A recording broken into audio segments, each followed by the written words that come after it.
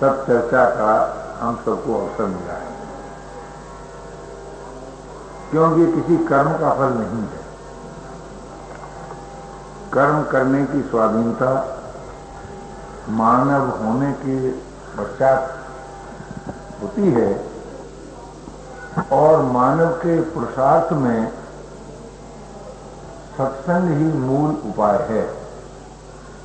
अतः मानव जीवन जैसे अहेर की कृपा से मिला है, वैसे ही सत्संग का अवसर भी प्रभु की कृपा से ही मिलता है। अब बात यह है कि मुझे बोलना है, आपको सुनना है। कितना अच्छा हो कि मालूम हो जाए कि आप महान भाव क्या सुनना चाहते हैं। जी? आप अपने जीवन की चर्चा, अपने जीवन में जो आपको कठिनाई हो, जो उलझन मालूम होती हो, उस संबंध में आप प्रश्न करेंगे तो मैं प्रश्नोत्तर कर सकता हूं। आप लोगों को अगर कोई अपने जीवन में कठिनाई मालूम होती हो, उस संबंध में आप प्रश्न करेंगे तो आपको बहुत लाभ होगा, मेरे जान के पूरा लाभ होगा, अवश्य होगा। और इस तरह से तो एक समय था कि जब प्रणवी वेद था, उसी से सारा वेदों का ज्ञान हो जाता था मानव को। फिर वेद माता गायत्री वेद हो गया। फिर देखो आज वेद का प्रकाश कितना हुआ है, हजारों ग्रंथ हो गए। तो ये तो एक ऐसी अनंत बात है जिसका कोई सीमा नहीं है। और आप लोगों की व्यक्तिगत कोई कठिनाई है तो उस पर हम लोग विचार विमर्श कर सकते हैं। संभव है कि आपको विशेष लाभ हो ही जाए। तो मैं जब कभी कहता हूं कि आप क्या सुनना चाहते हैं, तो उसका अर्थ ये नहीं होता है कि हम सब अमुक विषय की व्याख्या सुनना चाहते हैं। उसका अर्थ होता है कि आपकी कोई निजी कठिनाई है क्या कि जिस संबंध में आप सुनना चाहते हैं। ये मेरा तात्पर्य। हाँ भाई, प्रश्न करना चाहो तो करो, पर अपना आपका प्रश्न हो, आपके जीवन से संबंध रखने वाला हो, तब तो उसका लाभ है। और नहीं तो महाराज कोई खास लाभ होता होगा लोगों को, मुझे उसका अनुभव नहीं है। मैं ये नहीं कहता हूं नहीं हो लाभ, होता होगा। नहीं इतनी प्रथा चलती कैसे, जिससे लाभ होता है वही प्रचलित होती है बात। लाभ तो होता होगा, पर मुझको उस लाभ का अनुभव नहीं है। अब किसी भाई बहन के मन में कोई प्रश्न आता हो तो करो।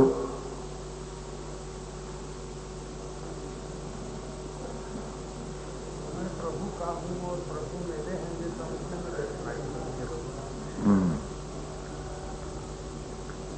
ये कठिनाई इसलिए हो रही है कि आपने कहा ना कि ये समझने में कठिनाई हो रही। बड़ी ईमानदारी का प्रश्न है, बड़ी ईमानदारी से आपने बात कही है। प्रभु आज तक किसी की समझ में तो आया नहीं, वो आएगा भी नहीं। तो जो समझ में नहीं आया उसको समझने के द्वारा आप कैसे स्वीकार कर सकते हैं? नहीं, बड़ी गंभीर बात है। आज बहुत सुंदर प्रश्न किया। मैं प्रभु का हूं, प्रभु मेरे हैं, ये समझने के द्वारा कभी आप स्वीकार नहीं कर पाएंगे। क्यों? अगर प्रभु समझ की सीमा में आता तो कहते भाई जब हमने इस आधार पर समझ लिया, अब ठीक है, हम मान लेते हैं मैं प्रभु का हूं।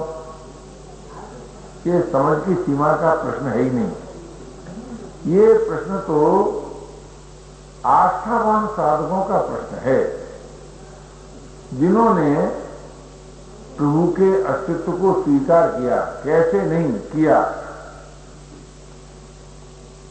और ज्यादा कोई कैसे कैसे लगाया कितना ही कह सकते हैं।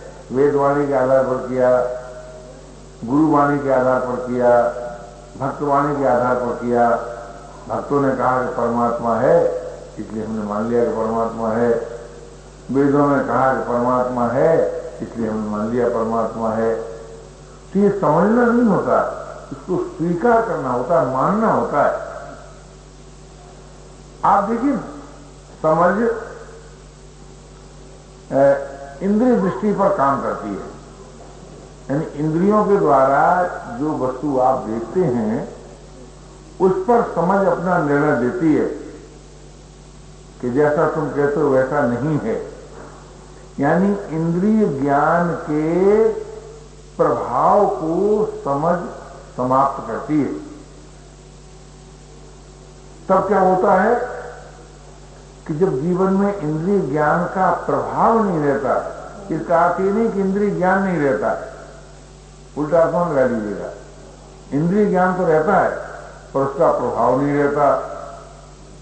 तो जब इंद्रिय दृष्टि का प्रभाव जीवन में नहीं रहता, तब इंद्रियां अपने आप अविषय होती हैं, यानी अपने विषय को छोड़ देती हैं। और जब इंद्रियां अविषय होती हैं तब मन निर्विकल्प होता है। ऐसा विधान ही है, अनुभव सिद्ध सत्य भी है। और जब मन निर्विकल्प होता है तो बुद्धि सम होती है।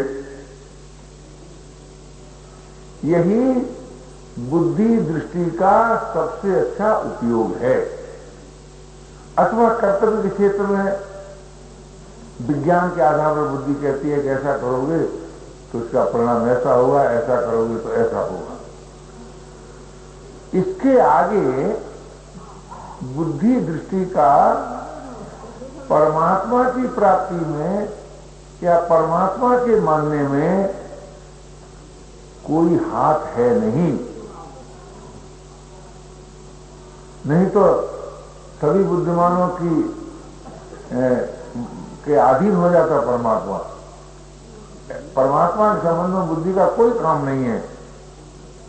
तुम्हें ये नहीं लगा, ये बात अलग है कि जब बुद्धि दृष्टि सम हो गई, आपकी बुद्धि सम हो गई, तो अपने आप बुद्धि के सम होने पर जिज्ञासा अगर आप में है तो विचार का उदय हो सकता है। कर्तव्यनिष्ठ आप हैं तो कर्तव्य पालन की शक्ति आ सकती है। ऐसे अगर श्रद्धावान आप हैं तो स्मृति जग सकती है। तो स्मृति बुद्धि के प्रयास से नहीं जगी। आपने जो परमात्मा में आस्था की, श्रद्धा की, विश्वास किया और बुद्धि दृष्टि से मन निर्विकल्प हो गया, इंद्रियां विषय विमुख हो गई, तो आपकी आस्था के कारण आप में प्रभु की स्मृति जग सकती है, प्रियता उदय हो सकती है।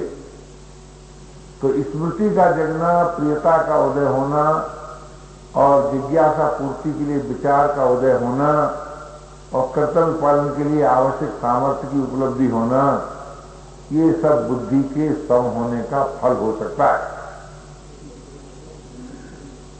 इस दृष्टि से अगर आप विचार करके देखेंगे तो बुद्धि दृष्टि का अच्छे से अच्छा उपयोग क्या हुआ भैया? तो आपको मानना पड़ेगा इंद्रिय दृष्टि के प्रभाव के मिटाने में, दृष्टि को मिटाने में नहीं, बुद्धि दृष्टि का सबसे अच्छा उपयोग हुआ इंद्रिय दृष्टि के प्रभाव को मिटाने में। और भाई इंद्रिय दृष्टि का जब प्रभाव मिट गया हमारे जीवन में, तब क्या हुआ कि तब इंद्रियां अविषय हो गई, अपने आप मन निर्विकल्प हो गया, बुद्धि सम हो गई। अर्थात भोग की जो रुचि थी वो योग में बदल गई।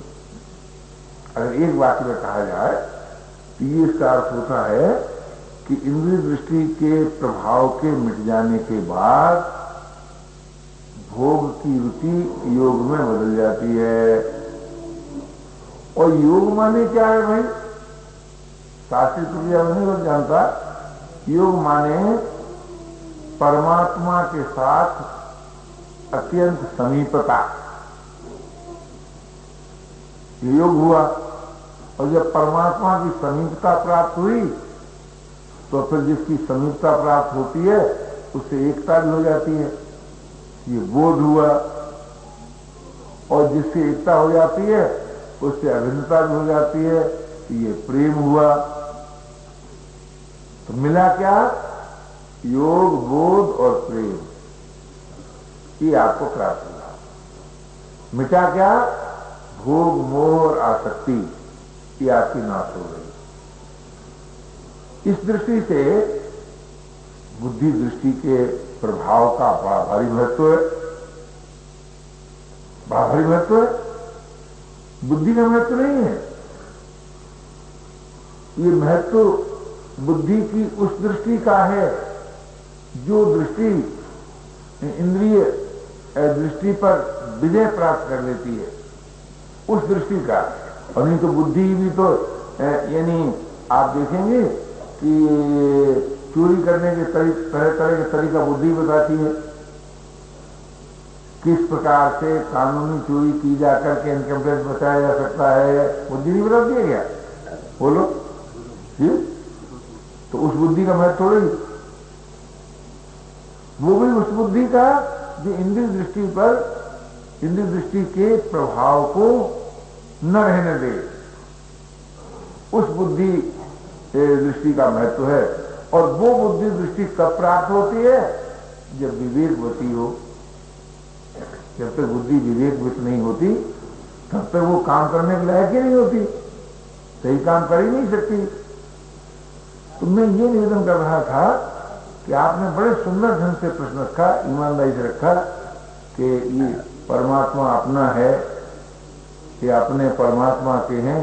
ये बात समझने के द्वारा सिद्ध नहीं हुई, यानी बात समझने में बड़ी कठिन मालूम होती है। मैं कहता हूं संभव नहीं, कठिन क्या मालूम होती है? ये तो आस्था, श्रद्धा, विश्वास का विषय है। परमात्मा है, इसका सबूत क्या है सिवाय इसके कि आपने चाहे वेदवाणी से, चाहे गुरुवाणी से, चाहे भक्तवाणी से परमात्मा के अस्तित्व को स्वीकार किया। ये इसका उपाय हुआ। तो परमात्मा जिसके स्वीकार करने की स्वाधीनता आपको आस्था के आधार पर है, श्रद्धा विश्वास के आधार पर है, और किसी प्रकार से नहीं है। फिर भी अगर आप परमात्मा को मानते ही हैं या मानना चाहते ही हैं तो मानिए। या एक बात और ज्यादा कहना जरूरी है कि अगर मान लीजिए आप परमात्मा को नहीं मानना चाहते तो भी आपको परमात्मा मिलेगा और आप चौंक जाएंगे, कैसा आदमी है, कहता है परमात्मा की न मानने से परमात्मा मिलेगा। अरे मानने से परमात्मा बनता थोड़ी है, और न मानने से कोई बिगड़ जाता है क्या? वो तो है। तो मानने से क्या होता है कि हमारा संबंध परमात्मा के साथ हो जाता है, और संबंध से वही स्मृति और प्रियता उदय होती है और सिद्ध की प्राप्ति हो जाती है। लोग कहेंगे तो ठीक है, पर न मानने से कैसे मिलेगा? कि परमात्मा को न मानने का अधिकारी वही होता है जो सचमुच फिर किसी चीज को मान ही नहीं पाता। ये नहीं है कि हम परमात्मा को नहीं मानेंगे, संसार को मानेंगे, हम अपने को मानेंगे।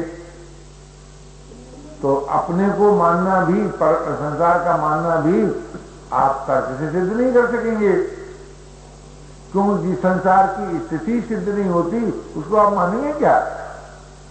और जब आपने अपने आप को कभी देखा ही नहीं तो मानेंगे क्या? परमात्मा ही बिना देखा हुआ है, सो बात नहीं। किसी भाई ने, किसी बहन ने मैं को कहां देखा है बताओ? बोलो, आप में से कोई हो बहादुर बताए हमको, हमने स्वामी मैं को देखा है। जो देखा है तो यह कहलाया, मैं उसका नाम ही नहीं हुआ। तो जैसे मैं बिना देखा हुआ है, ऐसी परमात्मा भी बिना देखा हुआ है। लेकिन आप बिना देखे वो मैं को माने और परमात्मा को न माने, ये तो आपका न्याय नहीं होगा। ये तो आपकी दलील सही नहीं होगी।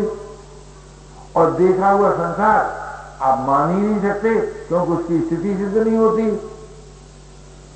तो जब कभी मानने की बात आएगी भाई मेरे, तो बिना देखे की आएगी, सुने हुए की आएगी, देखे हुए की नहीं आएगी। क्योंकि देखे हुए की स्थिति सिद्ध हुई नहीं, पकड़ में आया नहीं, इसलिए देखे हुए संसार को मान नहीं सकते। तो बिना देखे मैं को मान सकते हो, तो बिना देखे है को क्यों नहीं मानते? अगर आप ये कहें कि हम परमात्मा को नहीं मानेंगे बिना देखे, तो वह बिना देखे मैं को क्यों मानते हो? मैं को मत मानो। तो इस दृष्टि का देखा जाए कि जब आप परमात्मा को नहीं मानेंगे और संसार को भी नहीं मानेंगे और अपने को भी नहीं मानेंगे, तो आप अप्रयत्न हो जाएंगे, अचार हो जाएंगे, निर्मम हो जाएंगे, निष्काम हो जाएंगे, असंग हो जाएंगे। और जहां निर्ममता आ जाएगी, जहां निष्कामता आ जाएगी, जहां असंगता आ जाएगी, जहां अप्रयत्न आ जाएगा, वहां अपने आप बिना किसी प्रयत्न के मैं विलीन हो जाएगा। तो मैं है में विलीन हो गया, तब वही बात हुई। जब मैंने है को स्वीकार कर लिया, तब भी वही बात हुई। इसलिए परमात्मा का मिलना तो मानने न मानने दोनों के लिए समान है। अभी आपकी मर्जी है कि मानने की प्रणाली आपको पसंद है या न मानने की। उसमें कोई घटिया बढ़िया नहीं है, कोई ऊंची नीची नहीं है, कोई कठिन सुगम नहीं है। जिसमें मानने की सामर्थ्य है वो मानकर परमात्मा को प्राप्त करे, और जिसमें न मानने की सामर्थ्य है वो न मानकर परमात्मा को प्राप्त करे। तो परमात्मा तो जो प्राप्त होता है उसी का नाम परमात्मा है, क्या यूं भी कह सकते हैं। और यूं भी कह सकते हैं कि परमात्मा ही प्राप्त होता है और कोई चीज प्राप्त होती नहीं। हाँ, और चीजों की तो प्रतीति होती है, और चीजों में तो प्रवृत्ति होती है। तो प्रतीति होती है, प्रवृत्ति होती है, प्राप्ति होती नहीं। अब परमात्मा की आपको प्रतीति नहीं होती, इसलिए आपको प्रवृत्ति भी नहीं होती। तो प्रवृत्ति न हो और प्रतीति न हो तो भी तो निवृत्ति होगी ना। अरे प्रवृत्ति नहीं होगी तो निवृत्ति होगी। आज प्रतीति नहीं होगी तो विमुखता होगी, दृष्टि की विमुखता, प्रतीति की विमुखता। तो निवृत्ति और प्रतीति की विमुखता से भी नित्य प्राप्त परमात्मा के साथ समीपता, एकता और अभिन्नता हो जाती है। इस दृष्टि से सिद्ध हुआ कि भाई यदि कोई चीज प्राप्त होती है तो इसके उत्तर में लिख दो कि परमात्मा। ये लिखना पड़ेगा। अगर कोई चीज प्राप्त होती है तो वो परमात्मा ही है। और प्रतीत भी हो, प्रवृत्ति भी हो, प्राप्ति न हो तो बोले भाई उसी का नाम संसार है। प्रतीति तो होती है, उसकी ओर प्रवृत्ति भी होती है, किंतु प्राप्ति होती नहीं।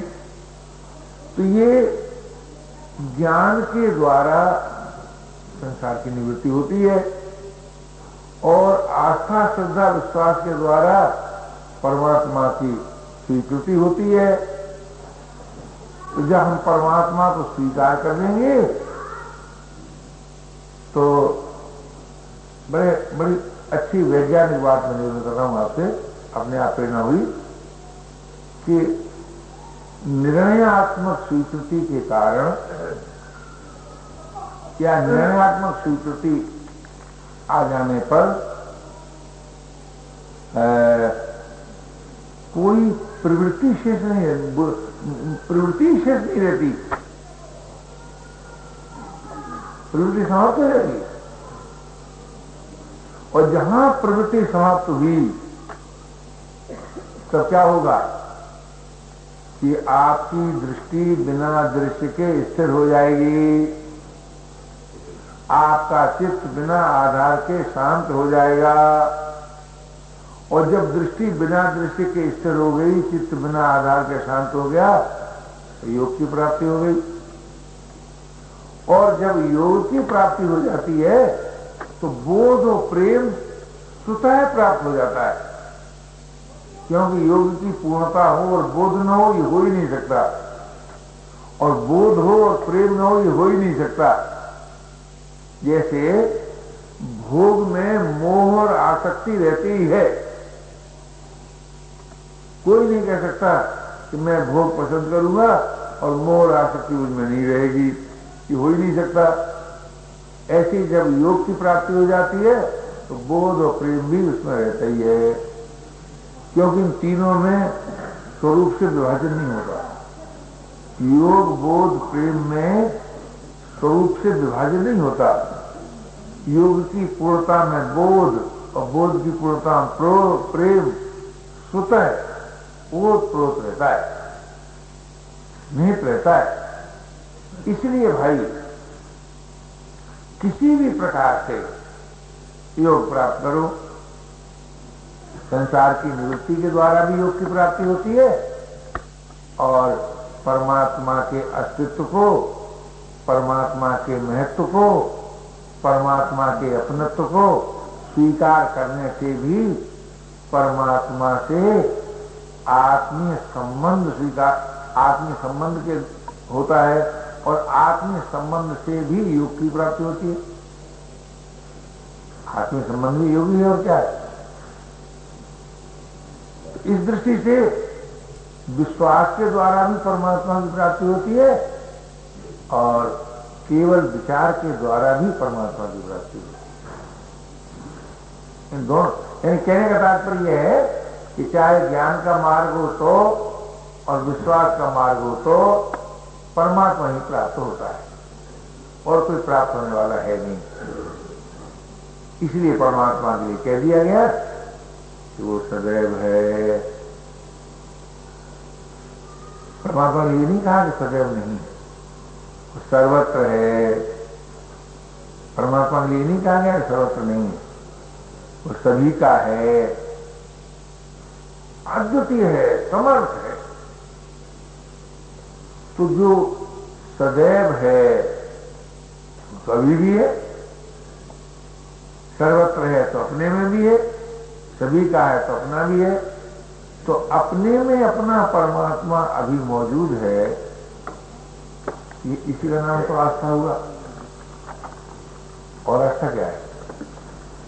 अपने में अपना परमात्मा मौजूद है।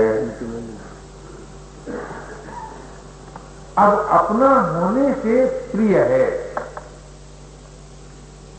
और अपने में होने से वर्तमान की बात हो गई, उसकी प्राप्ति वर्तमान की चीज हो गई, क्योंकि अपने में है, अभी है। इस दृष्टि से विचार करके देखेंगे आप तो परमात्मा की प्राप्ति ही मानव के लिए अत्यंत सुलभ है, सहज है, स्वाभाविक है। और कोई चीज प्राप्त होती होगी तो वो सभी के लिए सदा के लिए तो संभव है ही नहीं। संसार में कोई वस्तु, कोई योग्यता, कोई सामर्थ्य ऐसी नहीं है जो सदा के लिए हो, सभी के लिए हो। इसलिए जो सदा के लिए नहीं है, जो सभी के लिए नहीं है, उसे विवेकियों ने अपने लिए स्वीकार नहीं किया और विश्वासियों ने ये श्रवण करके परमात्मा सदैव है, सर्वत्र है, सभी का है, ये स्वीकार करके परमात्मा को प्राप्त किया। तो चाहे आप विवेकी होकर परमात्मा को प्राप्त करें और चाहे आप विश्वासी होकर परमात्मा को प्राप्त करें, प्राप्त परमात्मा ही होगा और कोई वस्तु प्राप्त नहीं हो सकती। अगर इस वास्तविकता में आपका विकल्प रहित विश्वास हो जाए तो जिसकी प्राप्ति में हमारा विकल्प रहित विश्वास हो जाता है उसकी तीव्र लालसा जागृत हो जाती है, उसकी मांग जागृत हो जाती है। अब आप सोचिए कि यदि हमारे आपके जीवन में परमात्मा की मांग जागृत हो गई तो फिर काम रह सकता है क्या? बोलो क्या रहा है? अगर जीवन में परमात्मा की मांग जागृत हो गई तो फिर कोई काम रह जाएगा क्या? नहीं रहेगा। कोई काम नहीं, कर्तव्य नहीं, काम नहीं रहेगा। यानी संसार का आकर्षण नहीं रहेगा। परमात्मा की मांग से संसार का आकर्षण नाश होता है, संसार नहीं नाश होता। और आकर्षण के नाश होने से संसार का आकर्षण नाश हो जाए हमारे जीवन में से तो अपने आप आपको निर्विकल्पता प्राप्त हो जाए। निर्विकल्पता, ये निर्विकल्पता जो है ये निसंकल्पता से बहुत आगे की चीज है। यानी आप स्वतः निर्विकल्प हो जाए, कोई विकल्प आप में नहीं रहेगा। क्यों? कोई संकल्प नहीं रहा हो। संसार का आकर्षण नाश होने के बाद संकल्प का नाश हो जाता है और संकल्प का नाश होने से निर्विकल्पता आ जाती है और निर्विकल्पता में जीवन है, रस है, स्वाधीनता है, इसमें संदेह की बात ही नहीं। इसलिए परमात्मा की प्राप्ति ही सर्वसुलभ है, बिल्कुल कठिन नहीं है।